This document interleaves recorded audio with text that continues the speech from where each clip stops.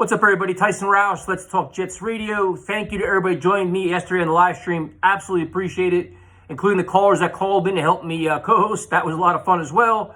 The day after game, you try to figure out where the team stands, the highs, the lows, the positive, the negatives. And sometimes, lost in all the losing and the miserable just game is some very encouraging things for the team. So on offense, obviously, Joe Flacco played like a veteran. Not going to really evaluate a lot because he's not going to be here next year and he's probably not going to play this week. So kind of like a 1 week Band-Aid to kind of get the team to Zach Wilson playing.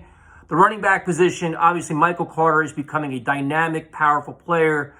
Just get the ball in his hands. He'll carry defenders, yards after the catch. He'll fight for the extra yard. Does a lot of really good things. Unfortunately, he got hurt. He's going to be out 2 to 3 weeks. But you're seeing a lot where you're looking forward to next year with him as he's definitely a piece to your puzzle. Tevin Coleman probably will be back next year. Ty Johnson's showing you some good things as a pass catcher out of the backfield, improving in blitz pickup. Hopefully now you'll see something out of Michael Pirine, who's basically inactive every week. At some point, you got to get him on the field and see what he can do in this offense because, as we know, this year is about growing, building, and everything else. And right now, we have no idea what Pirine is. So hopefully he gets some reps and you can see where you go. The tight end position, there's nothing there. Ryan Griffin can't block. A lot of these guys can't get open. It's a complete hole in the offense, so it'll definitely be a need going forward to next year. Even the fullback position, they're trying to use Wesco. I know they had a guy in the practice squad they activated, but that's a position of need.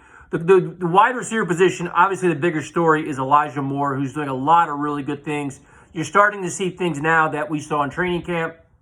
Explosive, yards after the catch, game-breaking talent, just a legitimate playmaker you can build your offense around. You supplement him with Corey Davis, and then you may have something there. Unfortunately, you don't know what the rest of the wide receiver group is because a lot of these guys cannot be here next year. Keelan Cole could be gone. Jamison Crowder could be gone. Berrios could be gone. Jeff Smith could be gone. Denzel Mims had COVID, so you're not really sure what he is. So Elijah Moore emerging is an absolutely fantastic thing. So you got to give Joe Douglas credit for, Carter, Elijah Moore. You go to the offensive line. Vera Tucker is getting better week in and week out. It's unfortunate that Mekhi Becton is not back to practicing yet because then you can almost feel like the left side of your line is solidified. Unfortunately, you may have 3/5 of your line they may replace next year. Do you bring back McGovern next year? You have Fant, Moses, McGovern, Greg Van Roten. Those guys, they all may be gone next year for all we know. So you may have 2 pieces of your puzzle on the left side. The right side could be work in progress. One really encouraging thing, if we're being completely honest, is Mike LaFleur as a play caller is definitely improving. I think this staff was under so much pressure. They were trying to impress too quickly or do too much too soon. And, a lot of things got stuck in the way. Injuries, the quarterback struggling. But now you're starting to see what Mike LaFleur's offense is. Scheming guys open, some creativity, some aggressive shots. It's definitely encouraging. And he's definitely showing signs of improvement, which is all you could ask for. And that goes for the head coach as well. One of the things that we criticize Saleh for a lot of things, and rightfully so because he was making a lot of mistakes, but he seems like he's learning from his mistakes. Going into the game, he benched Greg Van Roten, which we begged for a while. I think it was a matter of just getting up there, calling him LDT, getting him comfortable in the scheme. Then they played him. So, Saleh is improving on the time management. Even though he wasted some timeouts, like you could see they're trying their best to improve. They're working diligently, and it's step by step. It's not pretty. It's ugly in most parts, but they are trying to improve. They're working their asses off, and you're seeing little glimpses of development, which is all you can ask for, and growth.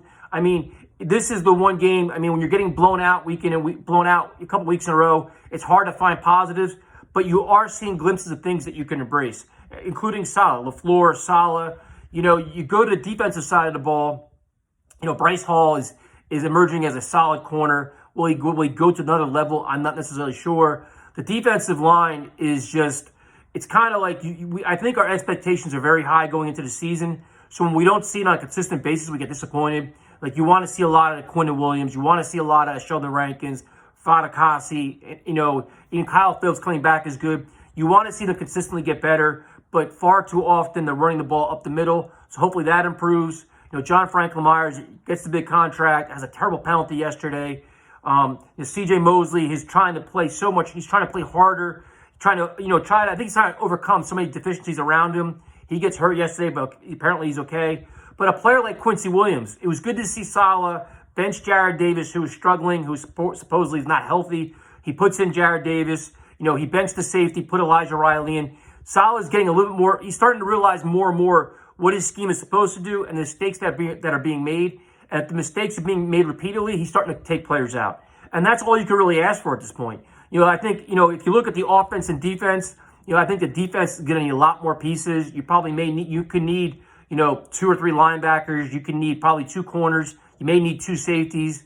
Aston Davis they have back there, and, he has an interception, but he makes a lot of plays. He seems like he's just, taking bad angles or just out of coverage or it just seems like either he's learning on the fly or he's not as good as we hope he is, but he's got time to develop and he's got 7 more games to do it. Like a lot of these young players, the next 7 games are an addition, man. It's like, listen, you show us what you got so you can get back good in there. It seems like Saleh's trying to give everybody a chance. He's rotating a lot of guys in and out, trying to match up the best he can, and you see where you go. So in terms of what you want out of the next 7 games, like I said, there's a lot of building blocks. It's just you want to see them stay healthy. You want to see him get as much playing time as possible. And that leads me to Zach Wilson. Now, he's had time off due to injury to just recuperate, watch the offense get run by a variety of quarterbacks, see how it's supposed to be schemed, see how the wide receivers are running the routes, see a lot of different things.